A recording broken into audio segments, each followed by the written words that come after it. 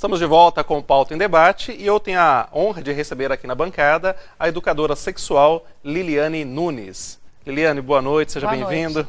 Liliane, você sempre traz aqui temas complexos e eu diria até polêmicos, né? Sim. E eu queria abordar contigo a questão da sexualidade infantil, que é, para os pais, muitas vezes, um momento de dificuldade para tratar isso com o filho ou com a filha.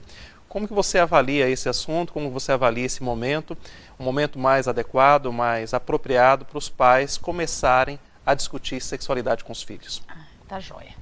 Clodomiro, é o seguinte, quem diz o momento de conversar sobre isso é a própria criança. Os pais não precisam se apressar em colocar conceitos e ditar bom ou mau comportamento com relação à sexualidade, né? A sexualidade, ela vai se manifestando à medida que a criança vai se desenvolvendo e, obviamente, de acordo com os estímulos que ela vai recebendo em casa. Estímulos não voltados para a sexualidade, obviamente, mas estímulos voltados para o próprio crescimento e desenvolvimento dessa criança. Então, a criança, ela nasce criança, ela não entende o que é menina ou menino. Então, já começa com essas regras. O máximo próximo da sexualidade que ela vai chegar é o menininho pode fazer o xixi de pé e a menina faz sentada, porque não tem como ela fazer de pé. Ok. Se em algum momento a criança perguntar, mamãe, por que a minha irmãzinha faz xixi sentada e eu tenho que fazer de pé? Porque você tem o pipi e ela não tem pipi. Então, se ela fizer de pé, ela vai se sujar. Pronto. Cada vez que a criança emite uma pergunta, você somente responde o que ela perguntar.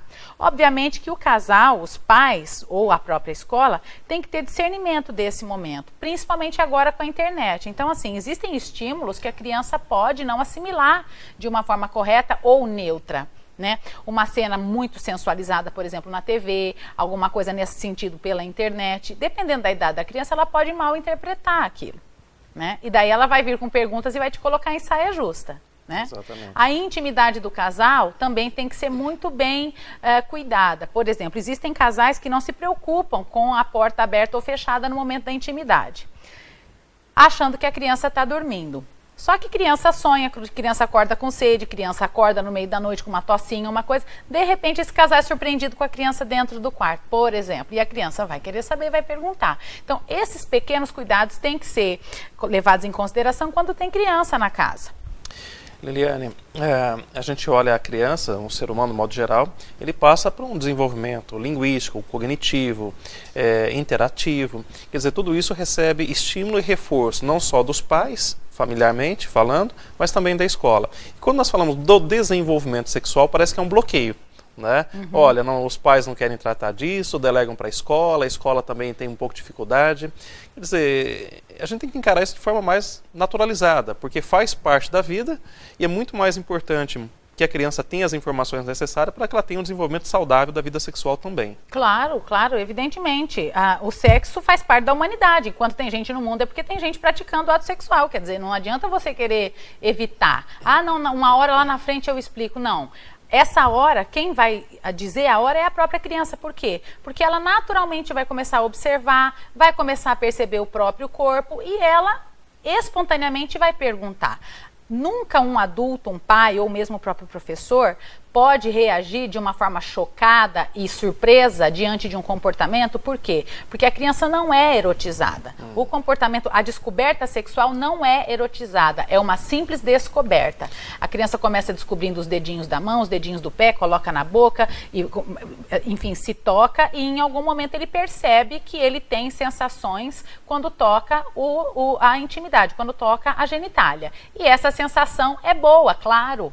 E ela vai gostar de continuar tocando porque a sensação é boa, né? Então, esse pai e essa mãe tem que orientar simplesmente de uma forma natural. Filho, filha, quando você vai ao banheiro, alguém vê você fazendo xixi, você faz xixi na frente dos outros? Não, não faço. Então você não pode tocar no pipi e na pepeca quando estiver na frente dos outros. Não pode na escola, enfim. Na verdade, Lilia, pelo que você coloca, se eu entendo bem, nós temos que aqui separar duas coisas. A questão do desenvolvimento sexual, ela envolve muito mais que a própria questão genital. Sim. Né? A criança começa, por exemplo, a menina. Eu sou pai de uma menina de 4 anos. Ela quer passar o esmalte na unha, ela quer passar maquiagem, né? Quer dizer, ela já tem traços que vai a identificando com a sua característica. e a identidade feminina. Até que chega no momento que vai a questão genitália também. Sim. Quer dizer, é um processo, um crescente. Sim. Quer dizer, o pai, a mãe deve estar o quê? Ocupado e preocupado de dar atenção a todas essas fases.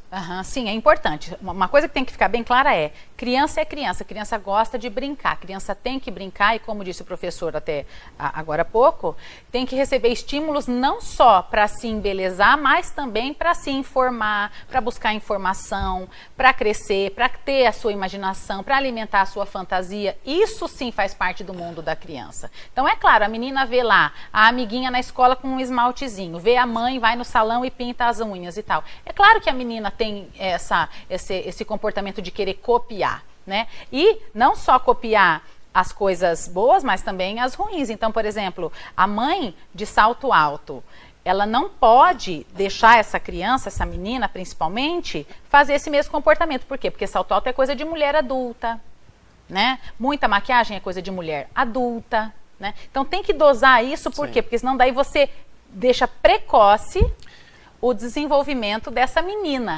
Ela é menina, ela não é mulher ainda. Então, quando você crescer, você vai passar bastante esmalte. Pode passar o esmalte, mas assim, não pode deixar aquilo ser principal na vida da criança, você entende? Porque isso não faz parte da vida da criança naquele momento. A vaidade, né? é importante para a menina, sim, é importante. Mas ela não pode esquecer que a criança tem que brincar, tem que se desenvolver cognitivamente, a parte motora, a parte pedagógica, tudo ela tem que estar em contato, porque ela é um ser humano antes de ser mulher, antes de ser menina e se tornar mulher.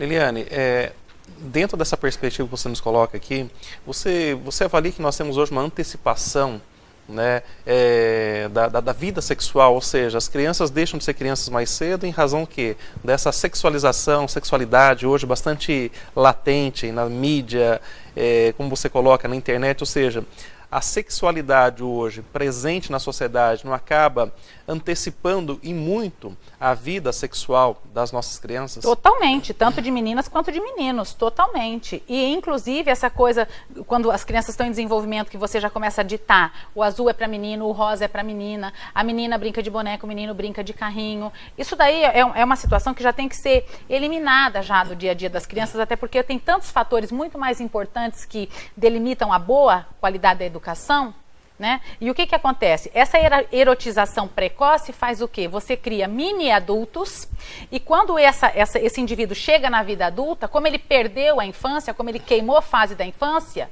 ele fica um adulto crianção. Ou seja, ele quer ser criança ele quer numa ser fase criança errada. de novo, aí não amadurece, não enfrenta a vida adulta como tem que ser, não encara a vida adulta com os obstáculos que ela coloca, que são naturais, que fazem parte de todo o processo nosso do desenvolvimento humano. Então, assim, cada fase é uma fase. Criança brinca, pode estar com um esmaltezinho, não tem problema. O menino pode brincar lá com a chave do carro do pai pendurada no bolsinho, essas coisas assim de menino, mas deixa a criança ir despertando e coloca de forma coerente com aquela fase do desenvolvimento. Os livros, joguinhos didáticos, joguinhos educativos, brinquedos e etc. tem que dosar. Aí tablet, essas coisas, videogame, pode também, porque eles já entraram na vida, no nosso dia a dia, até nós adultos. A informação hoje cai no bolso dos nossos filhos, crianças, adolescentes e dos adultos. Então, assim, não tem como a gente ser negligente com essa maré que está subindo. Agora, é papel dos pais e dos educadores saber dosar de uma forma coerente e ponderada esses elementos. Tem tempo para a internet, tem tempo para o tablet, tem tempo para a tarefa, agora é tempo de brincar.